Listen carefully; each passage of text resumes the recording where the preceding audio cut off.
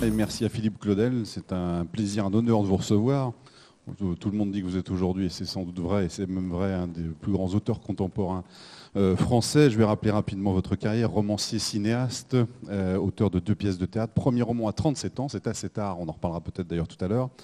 Prix Renaudot en 2003 pour Les âmes grises, dont vous avez peut-être vu le film qui a été adapté, donc le roman a été adapté au cinéma 2 ans plus tard. Prix Goncourt des lycéens en 2007 pour le rapport de Brodeck.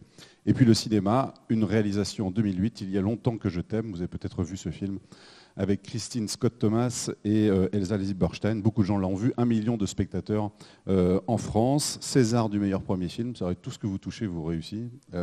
Et puis vous êtes actuellement, et on vous remercie d'être là également ce soir pour ça, puisque vous êtes dans le montage actuellement de votre 2e film, qui s'appelle Tous les soleils, avec notamment Clotilde Courreau et Anouk Aimé, qui sortira le 30 mars 2011.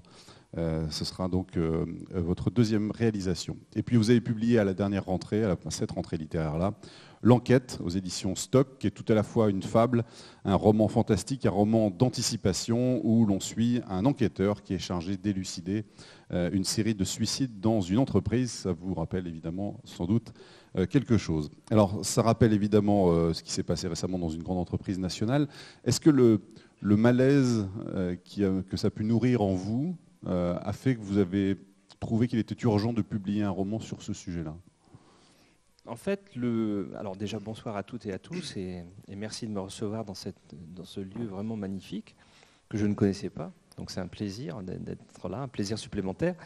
Alors pour répondre à votre question, je crois qu'un roman, il naît toujours d'une interrogation qui peut parfois être violente et en tout cas d'une réaction par rapport à des questions qu'on se pose soit sur l'individu, soit sur la société, soit sur le rapport entre l'être et l'histoire. Ça a été le cas pour certains de mes romans où j'essayais dans Les âmes grises ou dans le rapport de Brodeck de voir comment l'histoire, avec une grande H comme disait Pérec, bouscule l'individu et comment on peut rester humain ou on devient inhumain dans des périodes justement inhumaines. Et puis parfois, on peut être davantage happé par une réalité sociale, par un présent, et transcrire cette espèce de malaise, ce désarroi, ce questionnement dans une œuvre de fiction, que ce soit un film ou un roman d'ailleurs. C'est plutôt dans cette 2e catégorie qu'est arrangée L'Enquête. Comme jadis, j'avais publié un livre qui s'appelait J'abandonne il y a une dizaine d'années, qui était aussi une réaction par rapport à une certaine vulgarité du monde que je sentais et à propos de laquelle j'avais envie de témoigner. C'est vrai qu'aujourd'hui, je ressens une sorte de désarroi par rapport à la société et d'incompréhension. Et depuis quelques années, j'ai l'impression de comprendre de moins en moins le monde comme il va et de m'interroger de plus en plus sur la place qui est la mienne, sur la place qui est la nôtre et sur la façon d'user, d'être des usagers de ce monde que nous avons construit. Ce sentiment de malaise, ce sentiment d'incompréhension, il peut être chez certains d'entre nous poussé à l'extrême au point que des hommes et des femmes décident d'en finir, de se retirer du jeu, de se mettre sur le côté, de s'absenter définitivement. Le suicide est un acte qui m'a toujours énormément choqué. Je pense que lorsqu'on connaît dans son entourage familial ou amical des suicides, bien entendu, on les appréhende avec une rare violence et le choc dure. Pour avoir connu un camarade qui a mis fin à ses jours quand j'avais 18 ans, quand nous avions 18 ans, j'en ai 48 aujourd'hui, 30 ans plus tard, j'y pense encore chaque semaine. Parce qu'on reste avec cette violence qui va à l'encontre, j'allais dire, de cette espèce d'instinct de préservation, instinct vital que nous avons tous. Donc se suicider, c'est décider d'interrompre comme ça une sorte de chaîne humaine. C'est une violence qu'on fait à soi-même, mais c'est aussi une violence qu'on fait aux autres. Puisque ceux qui restent avec énormément de questions, avec des remords, avec des regrets, avec des paroles qui ont été dites ou au contraire qui n'ont pas été dites. Donc c'est une grande interrogation. Et à partir du moment où l'acte de suicide est directement lié à des conditions sociales, et notamment au monde du travail, comme on l'a connu ces dernières années avec des suicides en série. On parle souvent de France Télécom, mais moi je tiens à citer d'autres entreprises, et notamment des administrations aussi, comme la police, qui connaît un taux de suicide très important. On en parle moins. Il y a eu Renault, il y a eu l'ONF, il y a eu d'autres entreprises moins importantes. Donc, mais quand le suicide est mis en scène, puisqu'il y a toujours une mise en scène de son suicide qui est interpellante, sur le lieu de travail même ou en relation avec le travail, ça nous pose évidemment des questions sur ce que nous sommes devenus aujourd'hui et sur justement ce qu'est le travail aujourd'hui et comment nous l'appréhendons. Donc il y avait une sorte de terrain, si vous voulez, à la fois intime, social, qui, à un moment, s'est cristallisé et qui a donné lieu à ce roman. Je ne suis pas un journaliste, je ne suis pas un historien, je ne suis pas un sociologue, donc j'essaye de travailler avec le petit talent qui est le mien et cette possibilité qu'offre la fiction. Et plutôt que de faire une sorte de récit réaliste, sociologique, précis, une enquête journalistique, il me semblait plus intéressant de construire une sorte de parabole, qui est l'histoire de cet homme qui arrive un jour, dans une ville qui n'est jamais nommée. Il a pour mission d'enquêter sur une vague de suicides, et puis soudain, le pauvre, peu à peu, il va connaître un nombre d'épreuves conséquent qui va l'empêcher le plus longtemps possible de mener cette enquête justement qu'on lui a confiée. Vous pensez donc que le roman, c'est une forme d'écriture qui est beaucoup plus à même de cerner une réalité, qui est peut-être plus à même de cerner le genre humain que les sciences humaines, par exemple? Non, je pense que tout est complémentaire. C'est-à-dire que ce serait ridicule de ne s'en tenir qu'à la littérature pour connaître l'homme, de même qu'il me semble qu'on se priverait d'énormément de choses si on ne faisait confiance qu'à la psychologie, qu'à l'histoire, qu'à la sociologie, qu'à l'anthropologie pour connaître l'espèce humaine.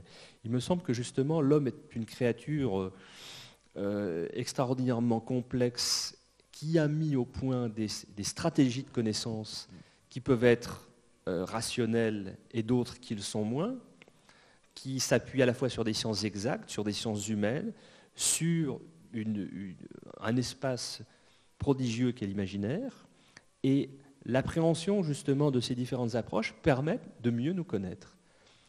Ce qui est dommage, c'est qu'à certaines époques de l'histoire humaine, notamment aujourd'hui, certaines parties justement de ces inspections ou introspections sont plus négligées que d'autres. Je trouve qu'aujourd'hui, par exemple, le rang qu'on attribue à la philosophie et à la poésie est un rang mineur, malheureusement.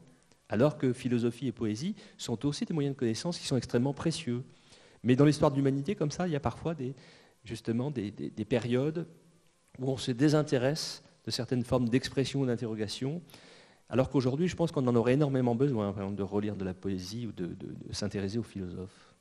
Les personnages du roman, en fait, n'existent que par leur fonction, en fait, puisqu'il n'y a pas de prénom, il n'y a pas de nom. Il y a l'enquêteur, le guide, le garde, le fondateur. Est-ce que c'est une manière de dire finalement que dans une entreprise, on n'existe uniquement que par la fonction qu'on exerce? Je pourrais vous répondre de deux façons. Alors, une première façon qui est une façon sociologique. C'est vrai qu'aujourd'hui, on constate quand même que, et c'est un peu paradoxal dans un pays qui a mis en place les 35 heures, c'est-à-dire qui a réduit le temps de travail, ce qui prouvait bien quand même quelque part que le travail n'était pas tout dans la vie. Mais en même temps, notre identité sociale repose énormément sur le travail. La preuve, c'est que lorsque malheureusement nous n'en avons plus, lorsqu'on nous en prive pour des raisons économiques, lorsqu'on nous morcelle ce temps de travail, lorsqu'on nous trouve trop vieux, trop malades, trop handicapés pour nous en confier un, eh bien notre identité sociale diminue. Nous rejoignons une espèce de masse non différenciée, les chômeurs, les retraités, etc. Et en tant qu'individus, nous peinons à exister. C'est très dommageable, et c'est très dommage parce qu'on peut très bien exister en dehors du travail. On pourrait très bien, justement, exister socialement, individuellement, en mettant en avant, je ne sais pas, plutôt nos occupations, nos passions, nos engagements dans une association, nos engagements humanitaires, ou que sais-je encore, pour nous définir. Alors que la première chose, généralement, qui nous définit lorsque nous rencontrons quelqu'un, c'est que nous donnons notre occupation, notre profession, notre travail, lorsque nous en avons un. Et la dérive de cette société fait que, finalement, effectivement, nous disparaissons un tout petit peu derrière cette occupation. Donc sur le plan du roman, ça s'est traduit par cela, c'est-à-dire que ces personnages n'ont pas de nom, n'ont pas d'identité, ils sont physiquement décrits presque tous de la même façon, c'est-à-dire très très brièvement, ils correspondent à une sorte de portrait type, et puis ils sont l'enquêteur, le responsable, le guide, le veilleur, etc. Et en dehors de ça, ils n'existent pas.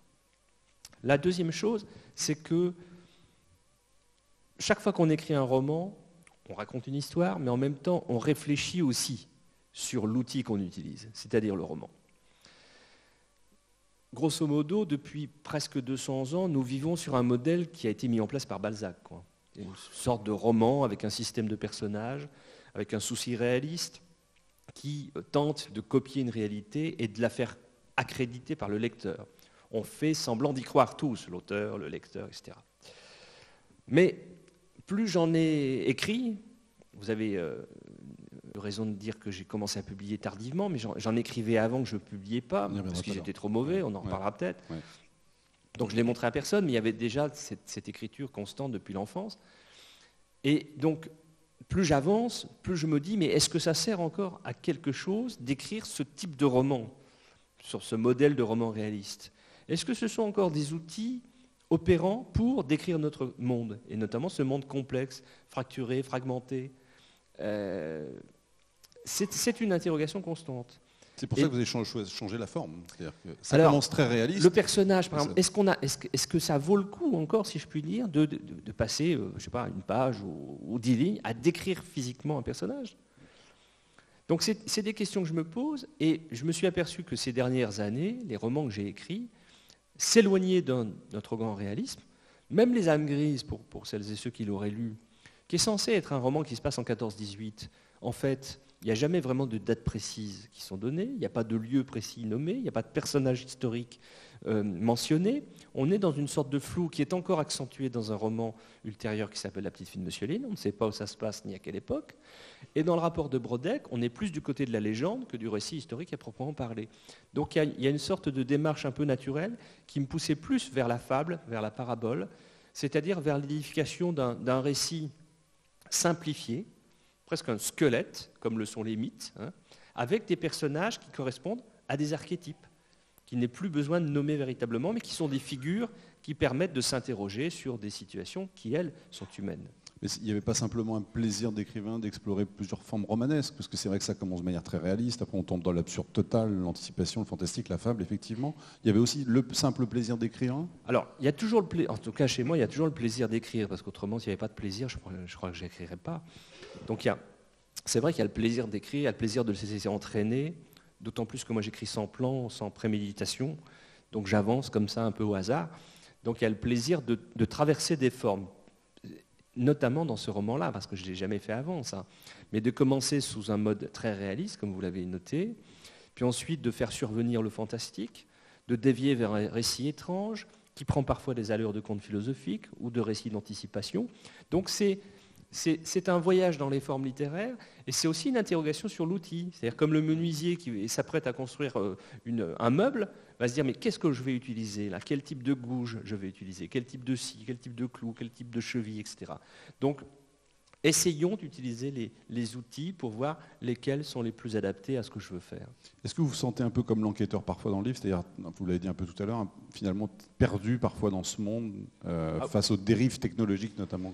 Oui, moi je ne suis pas plus malin qu'un autre, et je suis extrêmement frappé par, comment dirais-je, par le fait qu'aujourd'hui je suis très très vite dépassé, comme nous le sommes tous, je pense. C'est-à-dire que dépassé par deux choses.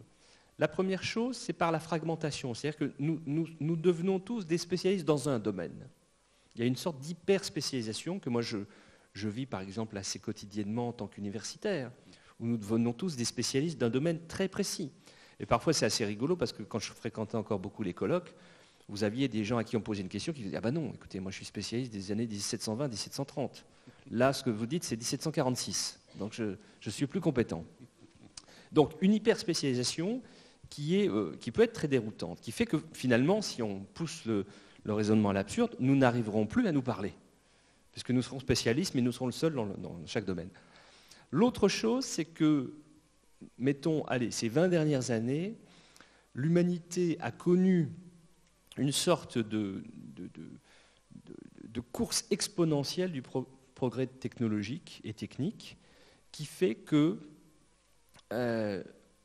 pour maîtriser les outils que nous créons, ça demande un savoir que beaucoup d'entre nous n'ont pas. Et surtout, un temps d'adaptation qui n'est plus un temps humain. C'est-à-dire que même si nous sommes très compétents, très intelligents, il nous faut quand même un temps d'apprentissage. Mais le problème, c'est que ce temps d'apprentissage est très vite dépassé parce qu'un nouvel outil apparaît qui rend obsolète la connaissance que nous avions acquise en quelques mois ou quelques années.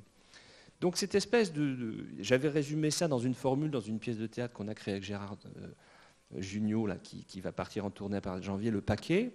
Il y avait une formule qui était un peu étrange, c'était les progrès de l'humanité dépassent l'humanité. D'ailleurs, Gérard, dans le spectacle, dit, je répète parce que c'est un peu difficile à comprendre, les progrès de l'humanité dépassent l'humanité. Mais c'est ça, on est à un moment où finalement, tout s'est accéléré et va beaucoup plus vite que le temps intime, que le temps humain, que le temps de l'intelligence. Donc ces deux choses, vous voyez, accélération du progrès technologique et de ses applications et hyperspécialisation, ces deux choses notamment, font que ça peut engendrer un sentiment de désarroi.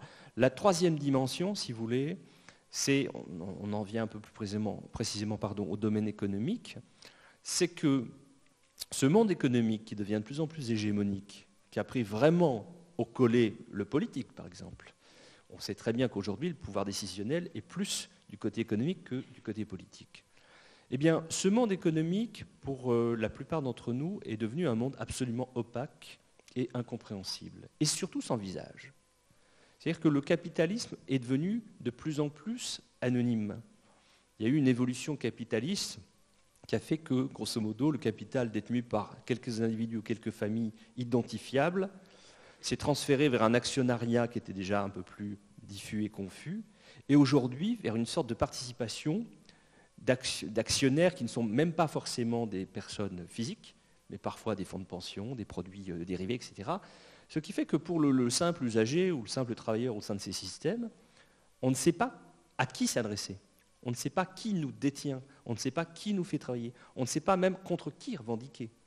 Et cette violence qui naît parfois d'un malaise social, plutôt que de l'incarner dans des épisodes, une sorte de pic révolutionnaire, eh bien, souvent se retrouve tourné vers l'individu lui-même. C'est-à-dire qu'au lieu d'extérioriser son désarroi et sa violence, il va l'intérioriser et en venir parfois à des actes comme le suicide.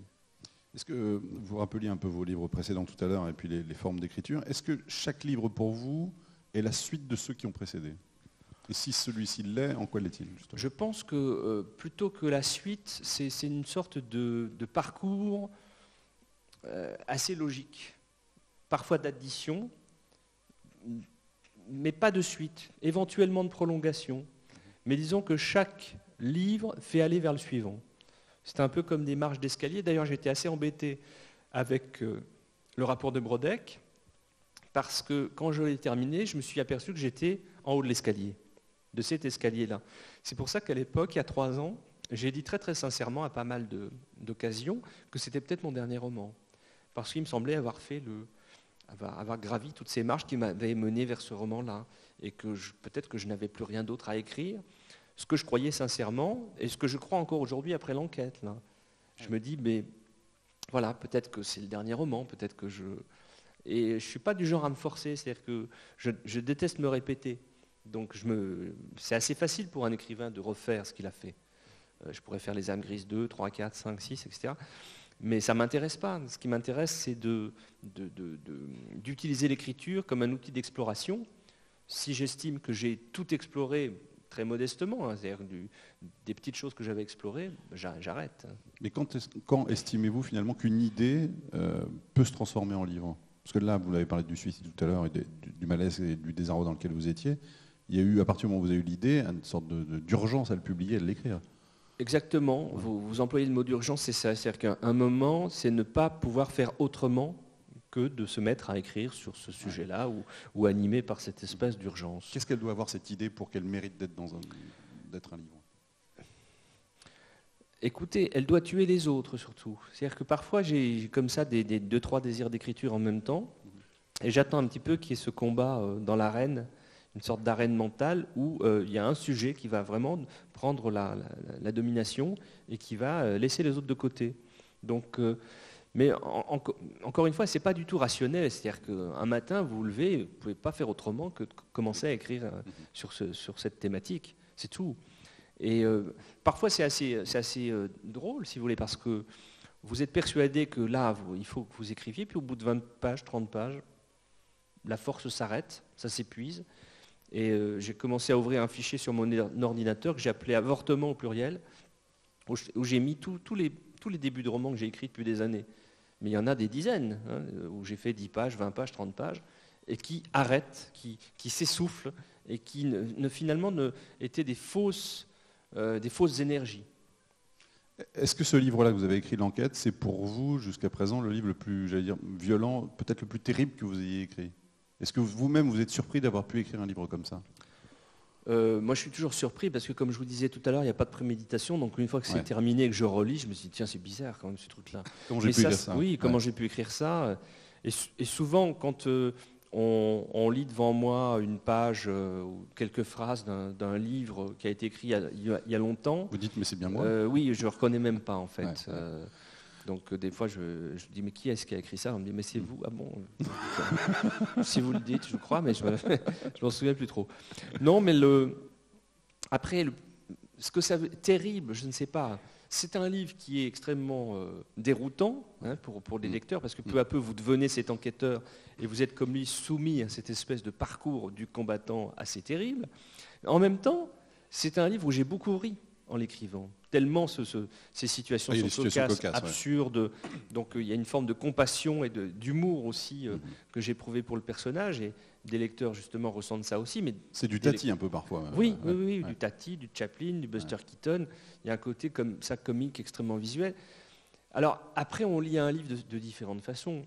Le plus terrible pour moi de tous les livres que j'ai écrits, les personnes qui l'ont lu seraient peut-être étonnées, parce que souvent les gens m'en parlent en me disant que c'est un livre vraiment qu'ils ont aimé, avec beaucoup de douceur, d'humanité. Mais pour moi, le plus terrible pour l'instant, ce serait plutôt La petite fille de Monsieur Lin, qui est un conte qui raconte l'exil d'un vieil homme qui a fui son pays. On peut comprendre que c'est le Cambodge ou le Vietnam, après avoir perdu toute sa famille, qui arrive dans un pays occidental qui n'est jamais nommé, ça peut être la France ou les États-Unis, peu importe, et qui est tout seul, âgé, qui a juste une petite fille dans ses bras, qui ne connaît pas la langue, et qui décide de survivre, de continuer à vivre, et qui rencontre un autre homme qui est aussi paumé que lui, et qui devient proche de cet homme alors que même ils ne se comprennent pas, parce qu'ils ne parlent pas la même langue. Et là, je ne raconte pas la fin si certains veulent le découvrir, mais beaucoup de gens voient dans ce livre une sorte de conte extrêmement doux, avec une fin pleine d'espoir, alors que pour moi c'est le plus terrible des livres que j'ai jamais écrits, si on le lit d'une certaine façon. Ça c'est étonnant, c'est-à-dire qu'il y a des gens qui jugent votre œuvre tantôt très sombre, d'autres tantôt finalement lumineuse, et finalement il y a un peu des deux. C'est-à-dire dans le sombre, il y a toujours la lumière derrière pour vous. C'est vrai, les sujets qui m'intéressent sont des sujets tragiques, c'est-à-dire que ce qui m'intéresse et je crois que la littérature s'intéresse toujours à des sujets tragiques. Je crois qu'il faut distinguer, il y a les livres, et parmi les livres, il y en a certains qui essayent d'être de la littérature. La littérature, c'est quelque chose qui s'intéresse au tragique de l'existence humaine, qui s'intéresse à des questions qui fâchent, ou qui blessent, ou qui perturbent. Et puis il y a des livres qu'on lit avec plaisir, parce qu'ils nous divertissent, hein, parce qu'ils nous font passer un bon moment, qui nous racontent une belle histoire d'amour, une belle histoire humaine, mais sans avoir forcément ce souci d'inspecter qui nous sommes, pourquoi nous sommes là, qu'est-ce qui fait que nous sommes des individus et non pas des animaux, qu'est-ce qui fait que nous sommes à la fois des créatures sublimes et aussi des bêtes capables de nous entredéchirer, etc. Donc ce territoire-là, obscur et lumineux, m'intéresse beaucoup. Et c'est vrai que dans les livres que j'ai faits pour l'instant, il y a à la fois cet obscur et cette luminosité. Il y a cet ange et cette bête dont parlait Pascal, hein, cette espèce de dualité qu'on a tous. Ce qui est très drôle, si vous voulez, c'est que selon le moment où nous lisons les livres, et là je ne parle pas des miens, je parle des livres en général, selon le moment, l'âge, l'humeur, qui est la nôtre, notre expérience de la vie, les souffrances ou les joies que nous avons connues, nous allons lire les livres différemment. Et c'est aussi la richesse justement des romans, de pouvoir être lus différemment.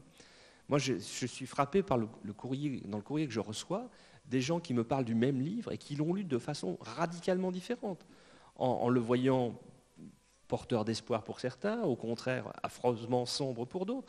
Ils parlent du même livre. Et quand ils me demandent est-ce que j'ai raison, je dis mais vous avez raison tous, puisque vous l'avez lu comme ça, c'est le lecteur qui décide. C'est pas l'auteur n'a rien à dire. Il se trouve que là, c'est paradoxal, je parle aujourd'hui, mais à la limite un auteur devrait se taire. Et les livres ne lui appartiennent plus, c'est au lecteur de décider comment il veut bien les lire. Alors vous avez un peu répondu à la question tout à l'heure de savoir finalement pourquoi vous aviez écrit si tard. 37 ans, c'est quand même très très rare. Enfin, tous les écrivains qu'on a reçus ici, aucun n'a écrit à partir de 37 ans. Vous avez répondu à la question en disant finalement vous écriviez mal. Mais est-ce que c'est aussi parce que vous n'aviez pas les idées, les fameuses idées dont vous parliez tout à l'heure? Il y a deux choses. Il y a toujours eu un grand désir d'écriture. C'est-à-dire que dès lors que j'ai appris à lire et à écrire seul, eh bien j'ai lu et j'ai écrit seul. Donc j'ai lu des livres, je ne cesse d'en lire, je suis un gros lecteur. Et puis j'ai eu envie de raconter des histoires, d'écrire des poèmes, de tenir un journal intime, enfin, parce que j'avais des maîtres, et pour moi les maîtres ont toujours été très importants, qui m'avaient donné cette espèce d'assurance en me faisant découvrir des auteurs, en me disant, voilà, les écrivains généralement écrivent un journal intime ou font des poèmes, etc. Faites-le vous-même aussi, vous pouvez, c'est pas parce que vous avez 8 ans, mais vous pouvez essayer. Donc on écrivait, on dessinait, on essayait de créer des choses, et moi, contrairement à beaucoup de mes camarades, j'ai jamais arrêté. Donc il y avait un plaisir comme ça de l'écriture, et en même temps, je me rendais compte, en lisant ce que j'avais fait à 8 ans, à 15 ans, à 20 ans, à 25 ans, à 30 ans encore, que tout cela était assez artificiel. J'aimais bien le geste, mais finalement, c'était nourri par aucune matière humaine. Je n'avais pas assez vécu, je ne m'étais pas assez frotté au monde, je n'avais pas assez souffert, je n'avais pas assez aimé, je n'avais pas assez réfléchi. J'étais une sorte d'artificier. C'est-à-dire que tout ce que je faisais n'avait aucune chair. Et c'est pour ça que tout ce que j'ai écrit avant, mettons 33, 34 ans, je le jugeais vraiment indigne d'intérêt parce que c'était du faux. Et aujourd'hui encore, ce qui m'intéresse, c'est la sincérité. Je crois que quand on est lecteur, il me semble qu'on arrive à voir très vite comme ça si un livre est sincère ou pas, s'il est né de cette urgence dont on parlait tout à l'heure, s'il y a vraiment eu une sorte d'implication fervente et fiévreuse, ou alors si c'est juste un exercice de style. Et voilà, ça explique, en plus sans doute parce que moi j'ai besoin de plus de temps que les autres, ça a commencé à devenir un peu moins mauvais et un peu plus incarné quand j'avais, 34 ans, 35 ans. J'ai commencé à faire des courts textes en les relisant où je me disais, oui, là il y a quelque chose, ça commence à venir. Et puis j'ai fait à 36 ans un roman que j'ai relu qui me paraissait digne d'être publié. Alors celui juste avant ne l'était pas? Non, franchement, non. J'ai jamais d'ailleurs eu de regrets, je les ai même jamais regardés. Mais vous les avez gardés? Non. Ah oui. Oh non, je garde pas, moi. Mon passé ne m'intéresse pas trop. C'est-à-dire que je suis pas quelqu'un qui m'encombre. Je garde rien de ce que je fais. Et même aujourd'hui, vous voyez, il m'arrive depuis que je publie, j'ai dû écrire 2, 3 ou même un peu plus romans que je n'ai jamais montrés à mon éditeur parce que je trouve qu'ils sont pas terribles, donc je les publie pas. Donc même il y a encore 2 ans, j'ai écrit un roman, je l'ai pas publié. Et je trouve que c'est. Il y a ce besoin aussi d'écrire. Enfin, on apprend à écrire en écrivant, quoi, en fait. C'est ça. Oui, c'est ça. C'est comme le vélo, c'est pas plus compliqué. Il faut en faire, quoi. Et c'est pour ça que tous les jours, moi, j'écris. Tous les jours, j'adore écrire, mais je me sens un peu dans l'habit d'un pianiste qui ne fait pas un récital tous les soirs, mais a besoin pour faire un récital de travailler et de faire ses gammes tous les jours. Et donc, moi, j'écris tous les jours des choses que je ne montre jamais, qui ne seront jamais montrées, que je mets dans la poubelle de l'ordinateur assez vite d'ailleurs, mais parce qu'il y a un plaisir vraiment à écrire des phrases, à toucher un clavier, à mettre en place comme ça des fictions, même si elles n'aboutissent pas.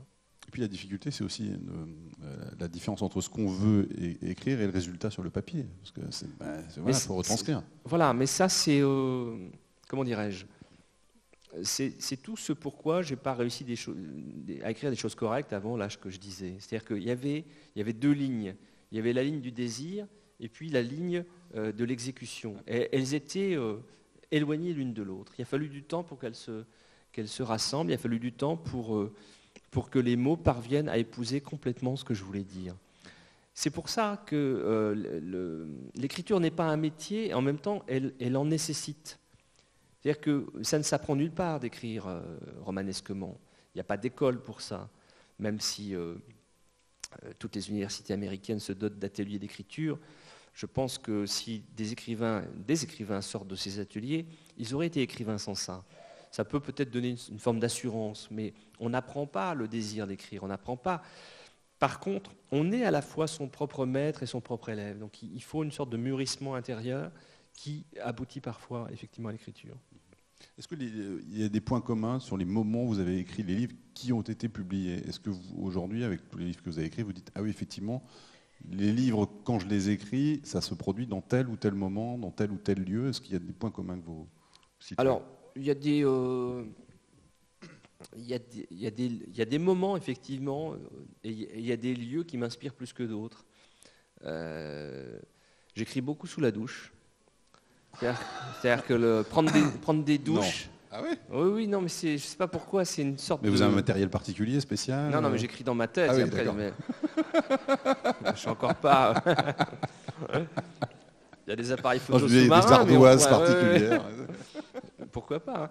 Non, mais c'est vrai que l'eau, c'est un élément qui a toujours beaucoup compté pour moi. À la fois l'eau rêveuse... j'ai été quand j'étais gamin, ou il y a encore quelques années, maintenant j'ai plus trop le temps malheureusement, mais j'allais à la pêche tout le temps. Donc être au bord de l'eau, ça donnait à cette activité, voir l'eau, la sentir, essayer de sonder ce mystère, parce qu'on ne sait jamais, quand on pêche dans des eaux un peu troubles, on ne sait jamais ce qu'il y a sous la surface de l'eau, on devine un monde, mais que parfois on arrive à pêcher avec un poisson, mais c'est très très bizarre. Donc l'admiration de l'eau a été constante, et puis le fait de nager, moi j'étais un gros nageur, c'est une activité qui stimule mon imagination, et tout bêtement prendre des douches et rester 10 minutes, un quart d'heure sur une douche brûlante, il y a souvent des idées qui naissent comme ça. Donc c'est assez curieux. Et puis l'autre élément, c'est que je suis plutôt j'ai une imagination qui se met plus facilement en marche quand on arrive aux périodes automnales et hivernales, où les jours raccourcissent, les nuits commencent, surtout dans ma région, dans l'Est, en ce moment, 16h30, 17h, il fait nuit noire. Le gris est là, dans le ciel, la neige, le froid. Ça, c'est des périodes de repli intérieur qui sont assez fécondes et fertiles pour moi. Le scénario d'Il y a longtemps que je t'aime, le premier film que j'ai fait, je suis allé l'écrire en Laponie à Noël, et là j'étais content parce qu'en fait il fait jour à peine 1 heure, et encore c'est une sorte de faux jour, donc j'étais dans une grande nuit comme ça qui n'en finissait pas. Alors peut-être qu'au bout de 2 ans j'aurais complètement déprimé, hein, mais en tout cas là il y avait une sorte, j'étais habité par le sujet et je l'ai écrit comme ça en 1 semaine. En 1 semaine? Oui, parce que c'était des choses qui étaient en moi sans doute longtemps avant. Mais il y a eu ce plaisir dans ce paysage de neige, dans cette nuit, à bouffer des boulettes de Rennes tous les jours, parce qu'il n'y a pas grand-chose à manger. Mais donc voilà, j'aime bien. Alors que quand on est au printemps ou en été, j'adore la nature, donc j'aurais plutôt tendance à être tout le temps dehors. Dans l'avion aussi la nuit, pareil, vous écrivez. Oui, mais l'avion, si vous voulez, c'est l'avion, les chambres d'hôtel, j'en parle souvent, mais ça c'est un peu par la force des choses, parce que ma vie a changé pas mal depuis quelques années. Je suis souvent effectivement en voyage, donc train ou avion, et puis ailleurs qu'à la maison, donc dans des hôtels. Et c'est vrai que ce sont devenus des bureaux.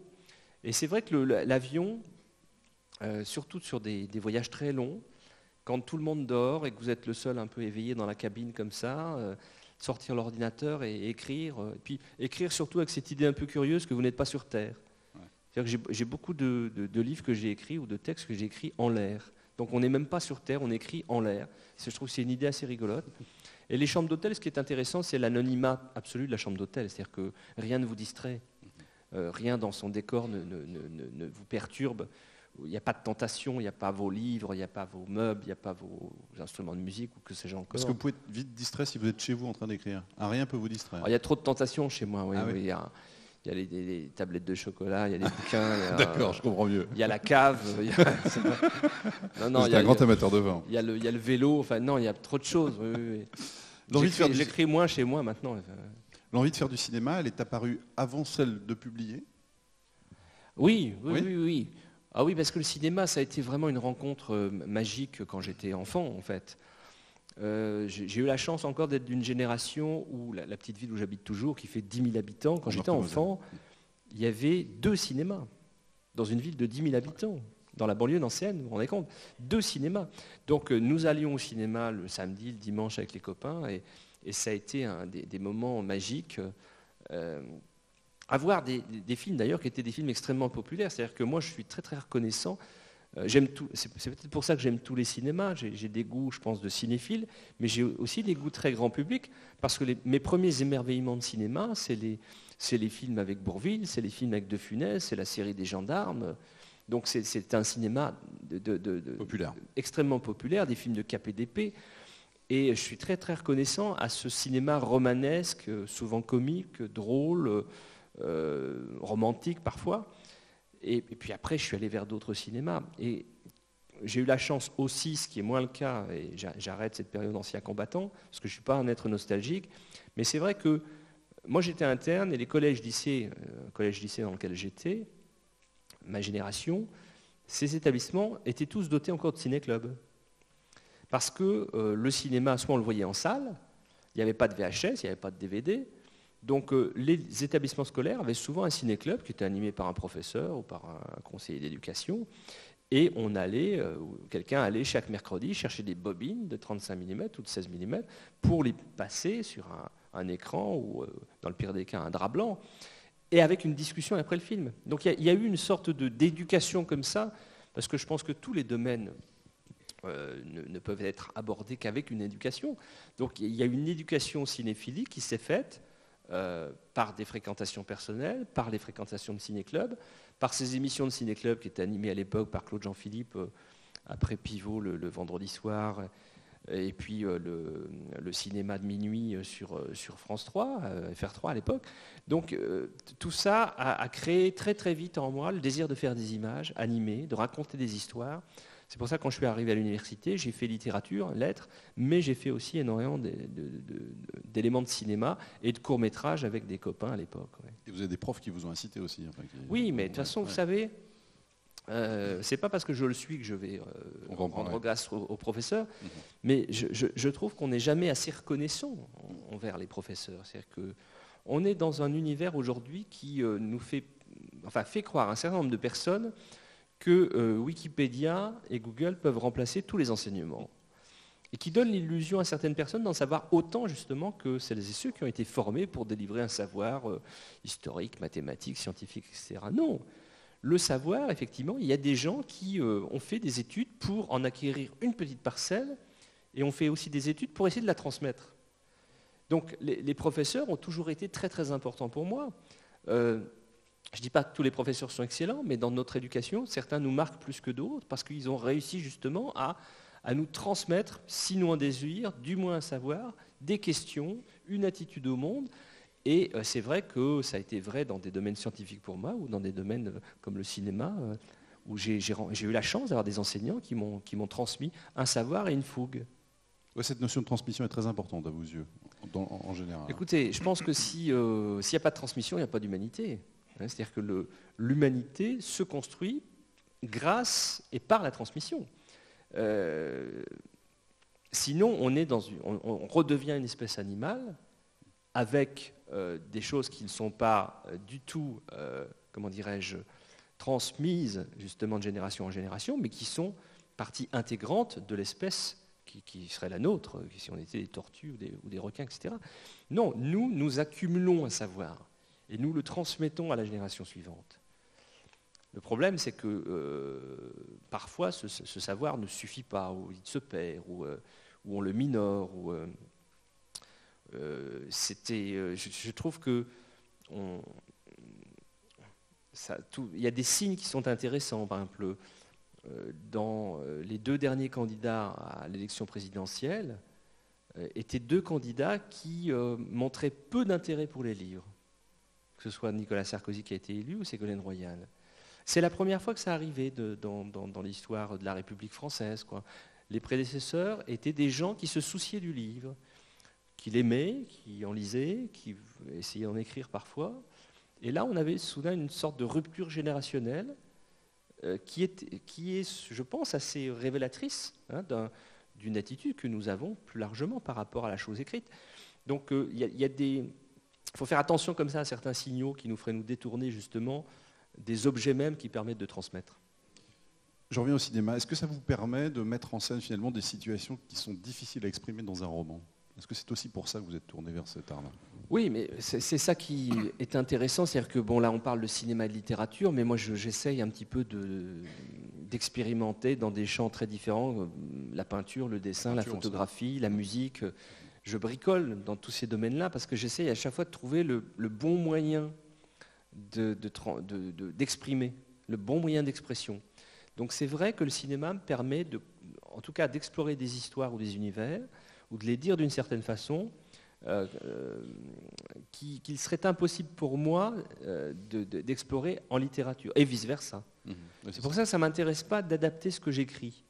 Parce que si je l'ai écrit, c'est justement parce que je considérais que l'écriture était le meilleur moyen. Mais vous acceptez qu'on l'adapte, en revanche. Oui, si d'autres ont le désir, ça c'est comme c'était le cas pour Evangelo avec les âmes grises, en plus quand ce sont des gens que je respecte et dont j'aime le travail comme Evangelo, il n'y a pas de problème. Certains écrivains nous disent souvent qu'ils utilisent des techniques de cinéma. Maxime Chatham, qui était là il n'y a pas longtemps, le disait pour la description de scène, par exemple. Est-ce que l'écrivain Philippe Claudel souffle des techniques littéraires pour le cinéaste Philippe Claudel? Je pense qu'il y a un échange, c'est-à-dire que, en tout cas, je ne peux pas être à ce point schizophrénique d'une façon telle que je vais vraiment me séparer en deux et n'être qu'écrivain quand j'écris. Mais est-ce qu'il y a des techniques de littérature qui peuvent s'adapter au cinéma? Je pense qu'il y a un échange, c'est-à-dire que les techniques, ce serait peut-être un mot trop précis, mais plutôt une humeur, plutôt une sorte d'attention. Alors, c'est sûr que quand on travaille un dialogue dans un scénario, le fait d'avoir écrit des histoires et des dialogues peut peut-être aider. Mais en même temps, le dialogue de cinéma n'est pas la même chose qu'un dialogue romanesque. Donc c'est encore différent. Mais il y a peut-être une attention. Moi, je suis très attentif aux détails, par exemple, dans le cinéma.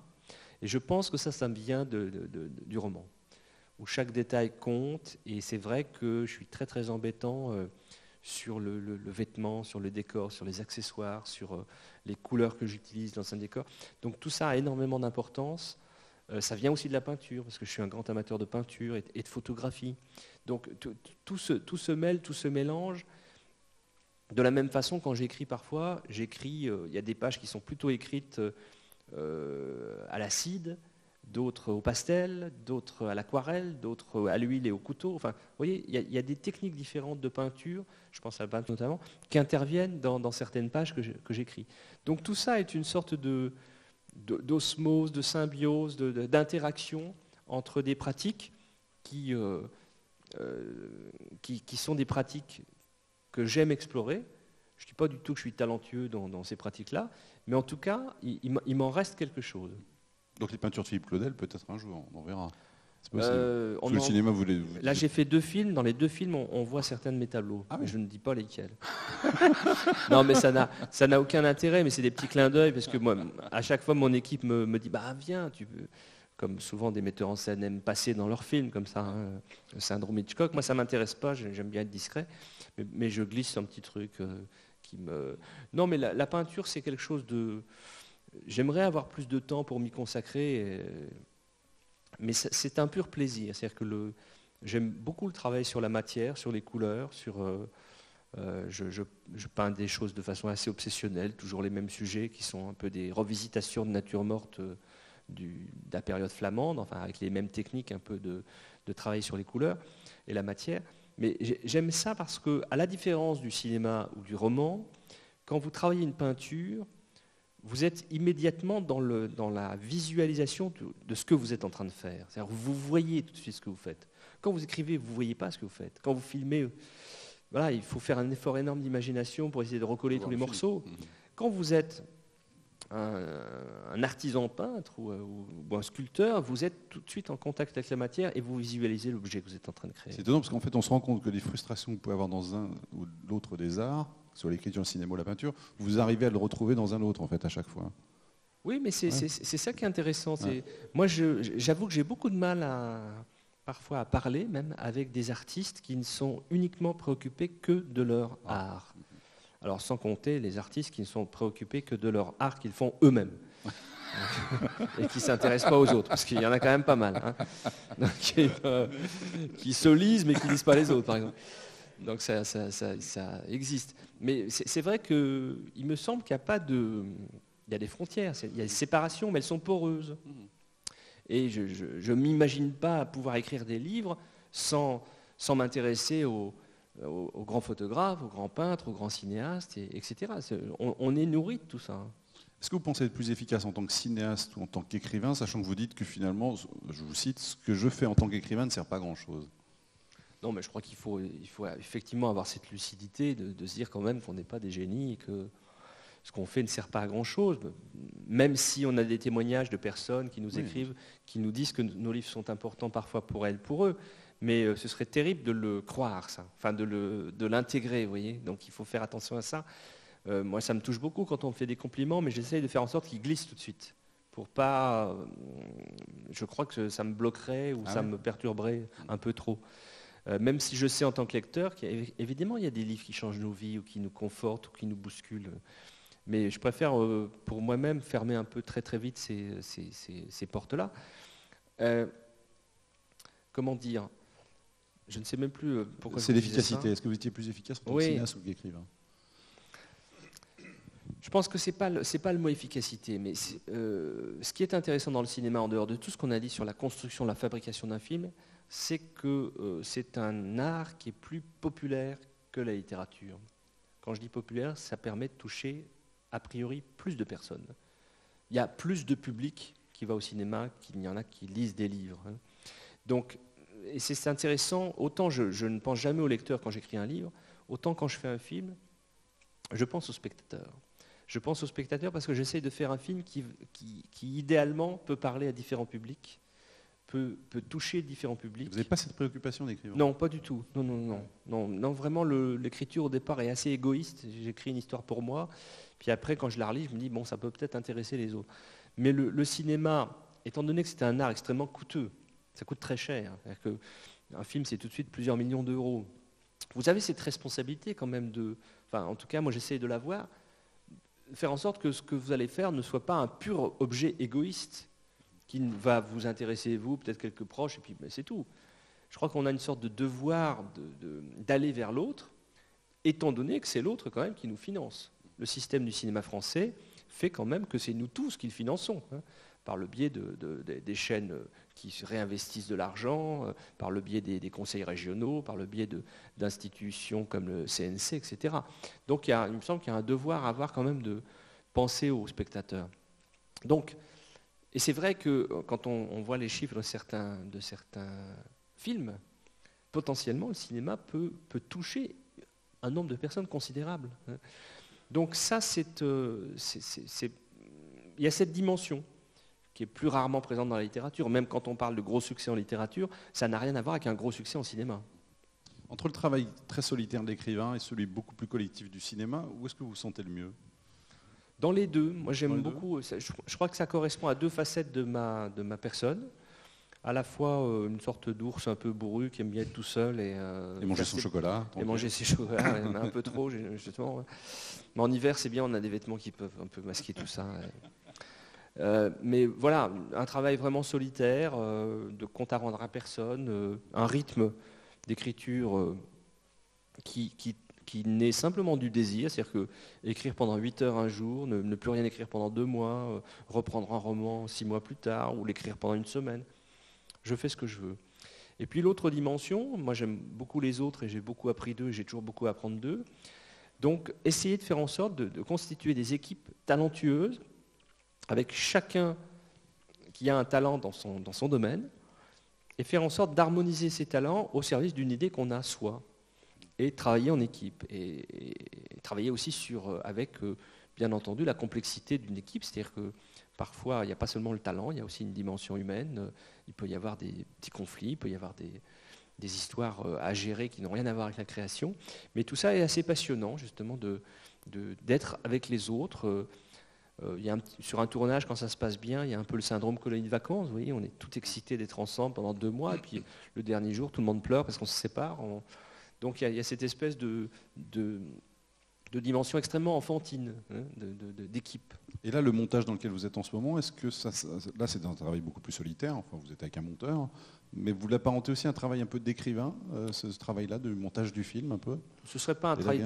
Non, c'est assez différent d'un travail d'écrivain. Parce que là, vous racontez l'histoire, vraiment, par le montage. Oui, aussi. Mais c'est un travail d'écriture. C'est-à-dire que c'est vrai qu'au montage, on peut affiner une écriture, on peut la modifier un tout petit peu, on fait des choix, on fait des coupes...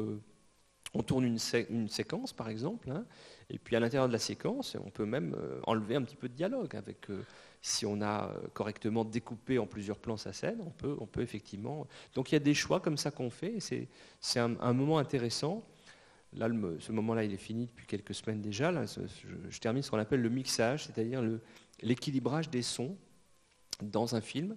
C'est malheureusement comment dirais-je, des épisodes que le grand public connaît moins. mais le mixage qui permet donc de travailler le son d'un film et d'équilibrer par exemple la voix par rapport à l'ambiance sonore d'une rue, et que va-t-on entendre dans cette rue? Est-ce qu'on fait passer une voiture? Est-ce qu'on met le bruit d'un vélo? Est-ce qu'il y a un oiseau qui s'envole? Tout ça, c'est des sons qu'on peut rajouter après. Donc il y a un vrai travail créatif sonore qui, moi me passionne. De la même façon, on a une phase aussi en ce moment qu'on appelle l'étalonnage, où vous équilibrez les différentes couleurs de chaque séquence pour avoir une harmonie visuelle dans votre film. Donc ça, on en parle moins en cinéma parce que les gens sont souvent plus intéressés par les acteurs, par le jeu, etc. Mais vous ne pouvez pas imaginer en fait le nombre de corps de métier qui interviennent sur un film. Prenez la peine, moi je le fais toujours parce que j'ai toujours eu ce souci-là et cet intérêt-là, mais quand vous lisez un générique de film, c'est là où vous vous rendez compte du nombre de personnes qui travaillent sur un film. Hein, c'est considérable, même un film de taille moyenne. C'est beaucoup, beaucoup de personnes, c'est beaucoup de corps de métier, c'est beaucoup de savoir-faire. Et c'est ça qui est génial dans le cinéma, c'est qu'en fait, vous réunissez des savoir-faire. Vous réunissez différentes dimensions artistiques et vous les faites cohabiter. Et quand vous êtes écrivain, vous mixez, vous étalonnez, vous montez, c'est ça aussi. Avec un crayon, vous faites tout ça en même temps. Oui. Ouais. Mais il y a des dimensions qui, comment dirais-je, tout naît du langage, quoi. C'est-à-dire que, évidemment, tout naît de ce langage-là et tout revient au langage. Le décor naît du langage, la musique crée les paroles, le jeu des personnages. Ce qui est génial en cinéma, c'est qu'en fait, vous créez du sens avec du son. Le son crée du sens.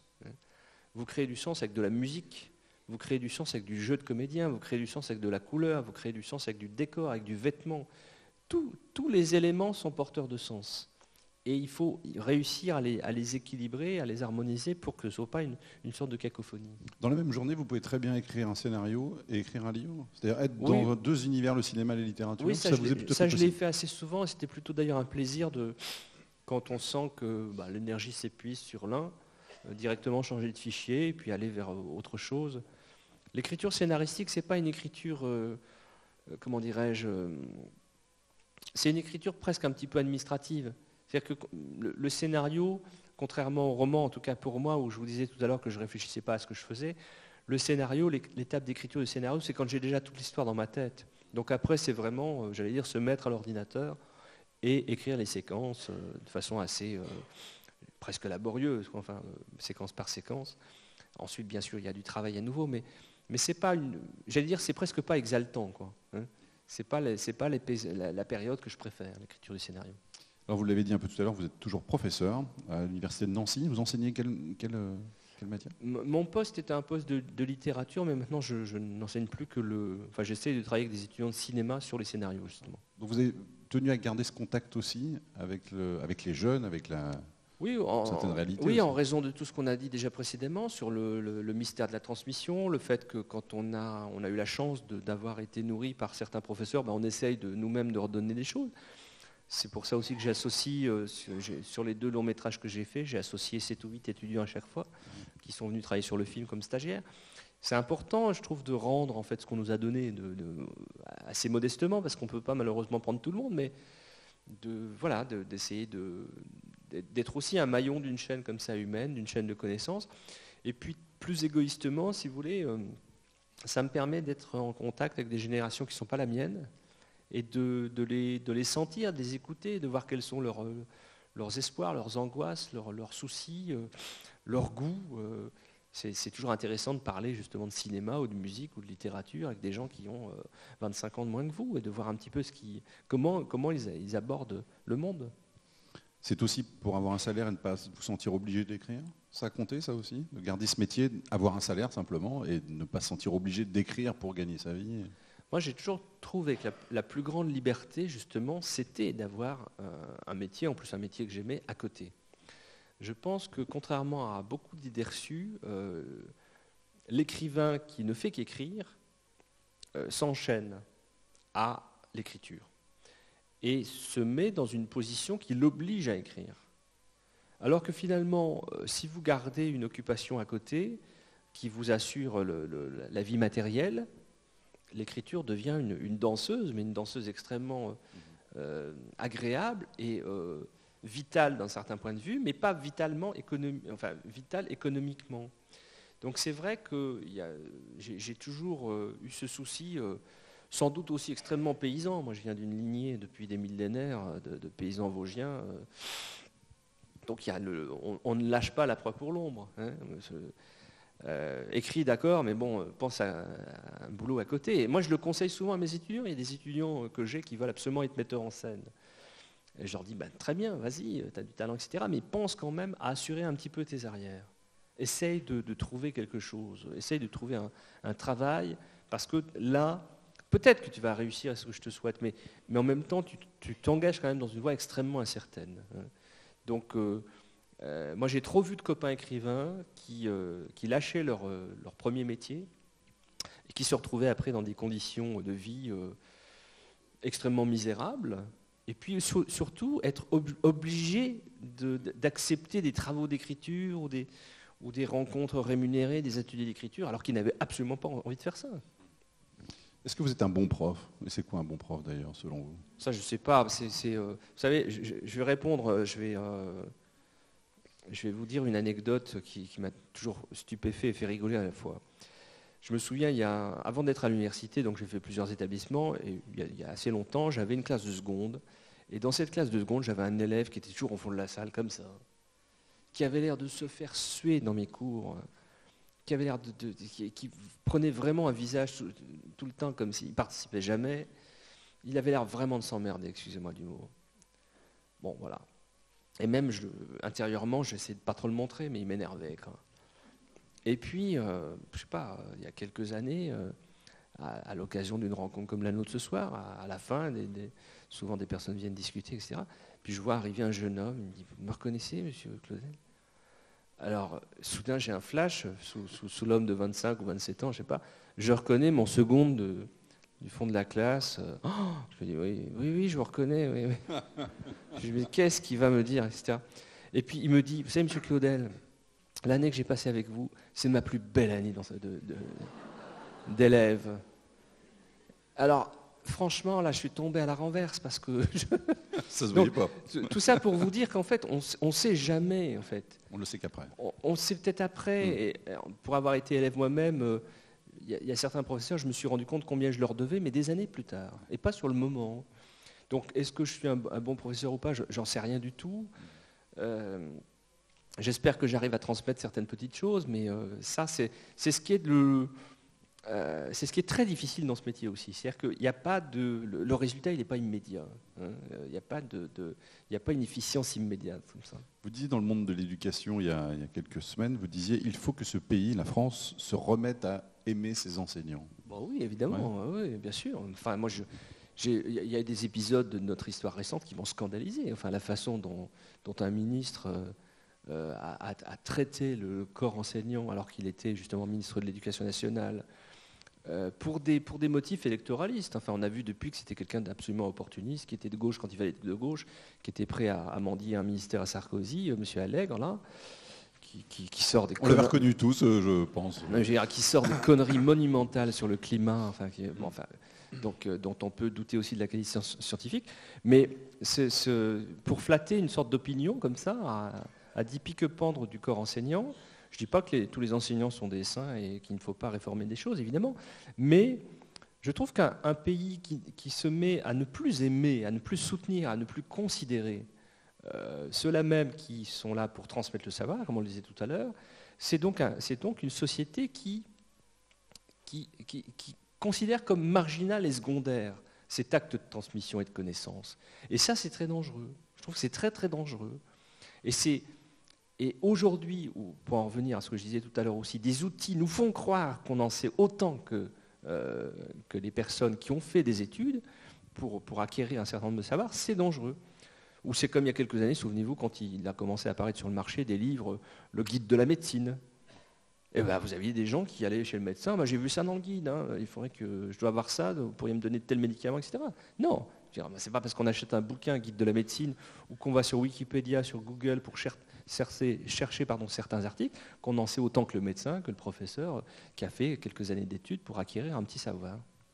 Vous avez sans doute regardé avec attention le classement PISA qui est paru il y a peu de temps, le programme international pour le suivi des acquis des élèves, qui est publié par l'OCDE tous les 3 ans, et qui dit que le système éducatif français est de plus en plus inégalitaire, de plus en plus élitiste, et que 20% des élèves aujourd'hui sont en échec scolaire, contre 15% en 2000, donc en 9 ans c'est une sacrée progression, et qu'il y a des difficultés en lecture en France, puisque la France est passée de la 17e à la 22e place en 3 ans. Ça, c'est pas des chiffres qui doivent vous faire plaisir en tant qu'écrivain, et vous inquiéter même. Oui, alors c'est vrai que c'est des... C'est un compte rendu qui est étonnant parce qu'on se rend compte aussi que ce n'est pas forcément les pays qui consacrent le plus d'argent par élève qui ont les meilleurs résultats. Hein. Il y a des pays où finalement le coût par élève est moins important, où les résultats sont excellents. Il y en a où le coût est très important et les résultats sont excellents aussi.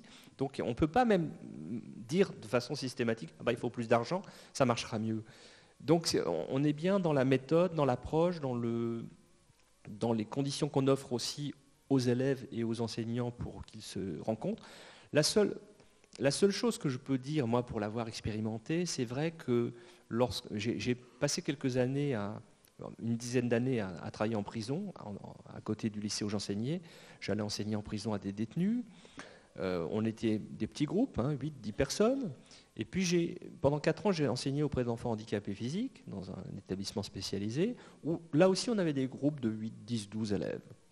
Il est clair que quand on est dans une structure avec de petits groupes comme ça, évidemment, on peut tous les connaître, évidemment, on peut tous presque les aider. Et le rapport qui s'instaure est un rapport qui devient affectif dans le bon sens du terme, parce qu'il y a une connaissance, parce qu'il y a une vie presque familiale d'un petit noyau comme ça. Et moi, j'ai pu constater dans ces 2 expériences-là que l'enseignement qu'on prodiguait, la qualité d'écoute était bien meilleure qu'effectivement dans une classe où vous avez 35 élèves. Cela dit, il y a des classes où il y a 35 élèves où ça marche aussi. Donc, mais je pense que le nombre d'élèves par classe, donc le nombre d'enseignants forcément, allié aussi à un souci qui serait plus un souci quantitatif de volume de connaissances, mais davantage qualitatif. C'est vrai que les programmes sont quand même très très lourds, on le constate dans beaucoup de matières. Certaines matières, on allège le programme, c'est un peu surprenant parfois, alors que dans d'autres, on le bourre jusqu'à la gueule comme un canon.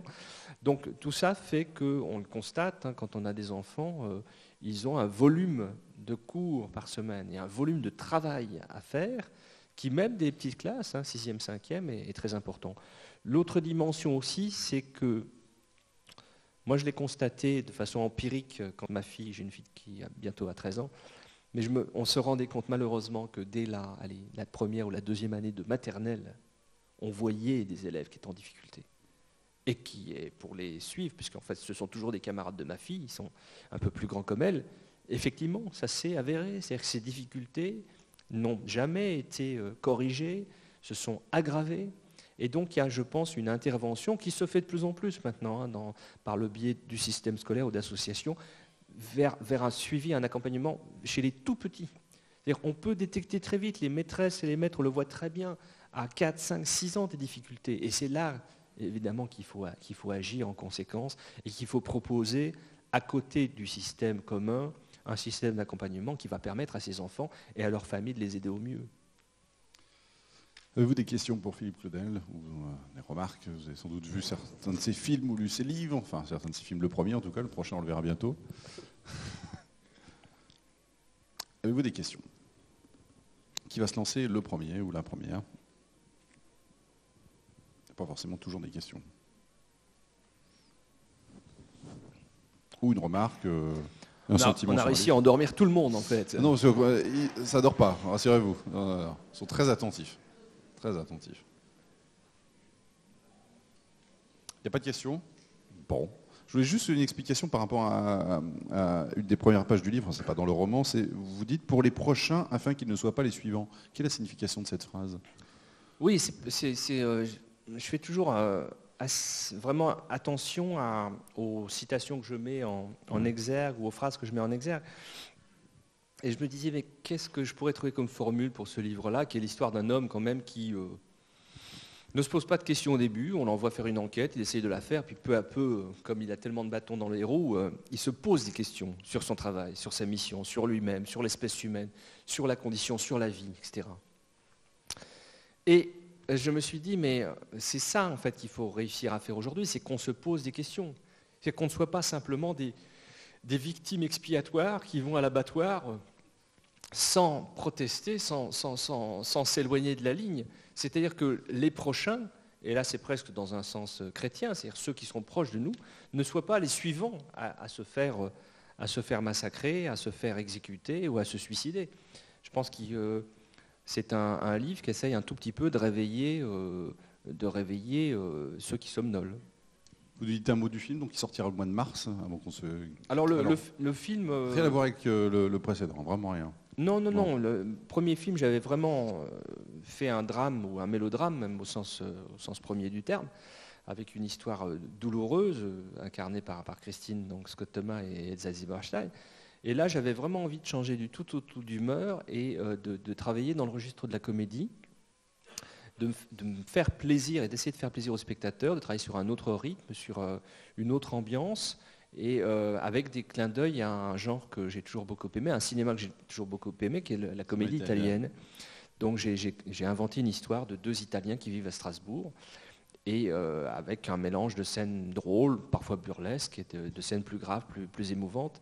Et même si on reconnaîtra des thèmes qui me sont chers, notamment l'importance des autres dans nos vies, la façon dont les autres peuvent nous aider à nous construire ou à nous reconstruire, la tonalité d'ensemble est vraiment une tonalité de comédie. Vous êtes encore épaté de savoir que vous êtes lu dans le monde entier aujourd'hui et traduit dans plusieurs langues. Ça vous épate toujours? Comme ça vous a épaté le premier jour où vous avez sorti un livre et qu'on vous a lu? Ah oui, mais moi c'est quelque chose qui est toujours, je pense que je ne m'en remettrai pas, c'est toujours très très étonnant de rencontrer des gens qui vous lisent, je veux dire, que ce soit au Mans ou ailleurs. Enfin, vous savez, quand on crée une histoire ou même quand on fait un film, on est quand même tout seul quelque part, même enfin tout seul ou avec une équipe, mais on ne sait jamais en fait comment ça va aller vers les autres. Donc que ce soit une pièce de théâtre, quand vous êtes dans la salle, que votre pièce est en train d'être jouée, que vous voyez le public réagir, ou une salle de cinéma, ou quand vous vous trouvez dans un train, dans un métro, puis que soudain quelqu'un sort un livre.